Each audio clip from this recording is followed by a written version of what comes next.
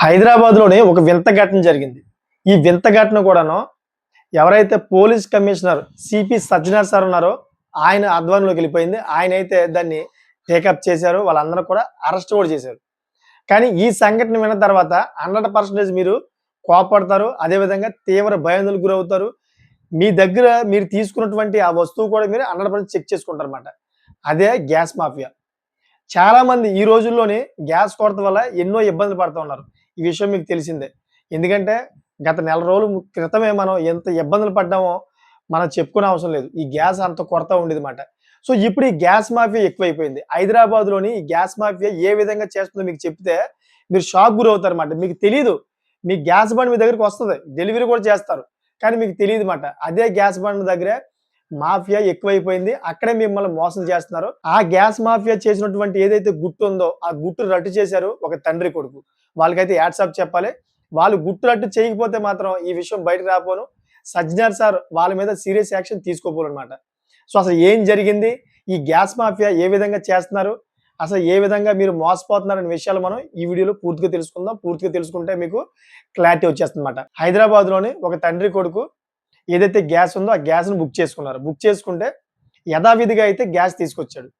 Gas తీసుకొస్తే దాంట్లో ఆ గ్యాస్ ఏదైతే ఉందో ఆ గ్యాస్ వాళ్ళకి అనుమానం వచ్చి వాళ్ళ కొడుక్కి కొంచెం వెయిట్‌లెస్‌గా ఉంది. కొంచెం వెయిట్ తక్కువగా ఉందనిపించిందని చెప్పేసి ఆ గ్యాస్ డెలివరీ చేసిన వ్యక్తితోటి అడగడం జరిగింది. అడిగితే వెయిట్‌లెస్ లేదు, ఏమీ లేదని చెప్పి వాళ్ళ మీద తిరగబడి, వాళ్ళతో గొడవ పడి, వ్యతిరేకంగా వాళ్ళతో దూషణలు చేసి అక్కడి నుంచి పరారయ్యాడు. ఇదే గ్యాసు అంతకుముందు అంటే కిందటి నెల తీసుకున్నప్పుడు కూడా సేమ్ ఇదే విధంగా తక్కువగా ఇచ్చాడంట. ఆల్రెడీ ఆ కుర్రవాడికి అనుమానం వచ్చింది. వాళ్ళ తండ్రికి కూడా చెప్పడం జరిగింది. సో, వాళ్ళ తండ్రి దీన్ని చాలా టేక్ ఇట్ ఈజీగా తీసుకున్నాడు. ఇప్పుడు వచ్చినప్పుడు ఇప్పుడు ఈ 2 రోజుల క్రితం వచ్చినప్పుడు దీని మీద వాళ్ళిద్దరూ కూడా చాలా సీరియస్ అయ్యారు. ఇదేంటిది గ్యాస్ ఎందుకు తక్కువ వస్తుందని చెప్పేసి గ్యాస్ తీసుకెళ్ళి వాళ్ళు వెయిట్ చేసి చూస్తే 2 కేజీలు తక్కువయింది. చూసారు కదా! అంటే దీన్ని ఆసరాగా ఇప్పుడు గ్యాస్ మాఫియా దాన్ని ఆసరాగా తీసుకొని ఆ గ్యాస్ సిలిండర్‌లోని గ్యాస్‌ని తీసి వేరే గ్యాస్ సిలిండర్‌లో ఫిల్లింగ్ చేస్తున్నారన్నమాట. ఈ గ్యాస్ మాఫియా ఎక్కడుంది? ఎలా జరుగుతుందని ఎవరైతే గ్యాస్ డెలివరీ చేశారో ఆ గ్యాస్ డెలివరీ బాయ్‌ని అడిగితే పొంతనలేని సమాధానం చెప్పాడు. తండ్రి కొడుకు అస్సలు ఒప్పుకోలేదు. తండ్రి కొడుకు ఆ విషయాన్ని వదలలేదు. వదలకంటే అసలు గ్యాస్ మాఫియా ఎక్కడ జరుగుతుందనే విషయాన్ని తెలుసుకొని, ఆ గ్యాస్ ఏజెన్సీ ఎక్కడని తెలుసుకొని, ఆ గ్యాస్ బండ పట్టుకొని మొత్తం గ్యాస్ ఏజెన్సీ దగ్గరికి వెళ్లి ఏ టు జెడ్ ప్రతీది కూడా కనుక్కొని పోలీస్ స్టేషన్‌లో కంప్లెయింట్ చేయడం జరిగింది. పోలీసులు ఏమన్నా రంగంలో దిగారు. అసలు ఏ విధంగా ఈ గ్యాస్ మాఫియా చేస్తా అని చెప్పేసి ప్రతీది కూడా ఎంక్వైరీ చేస్తే వీళ్ళు చేసే బాగోతం ఏంటో తెలుసా? వీళ్ళు గ్యాస్ బండ్‌లో ఏదైతే ఏజెన్సీస్ వస్తాయో ఆ గ్యాస్ బండ్‌లోంచి కొంచెం కొంచెంగా లీక్ చేసి వేరే గ్యాస్ బండ్‌లోకి రీఫిల్లింగ్ చేస్తున్నారన్నమాట. ఒక్కొక్క గ్యాస్ బండ్ నుంచి 2 కేజీలు అలాగా.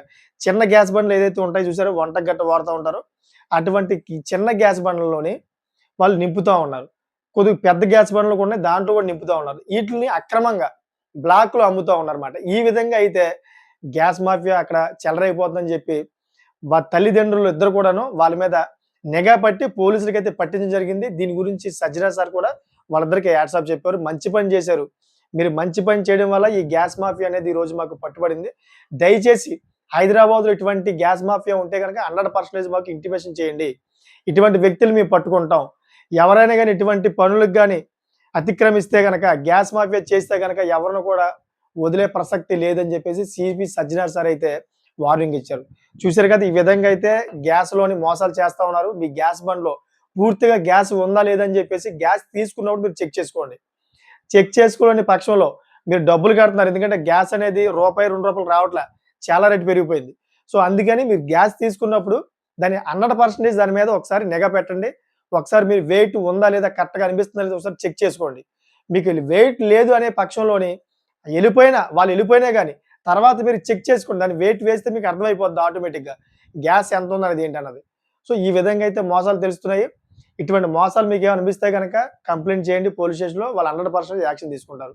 సో, దీని మీద కామెంట్ చేయండి ఈ వీడియో మీద. ఈ కామెంట్ ఎలా ఉండాలంటే 10 మందికి ఉపయోగపడేలా ఉండాలి. అటువంటి కామెంట్ చేస్తారనుకున్నాను. అదేవిధంగా ఇటువంటి లేటెస్ట్ ఇన్ఫర్మేషన్ కోసం నా ఛానెల్ సబ్స్క్రైబ్ చేసుకోండి. Thank for watching friends.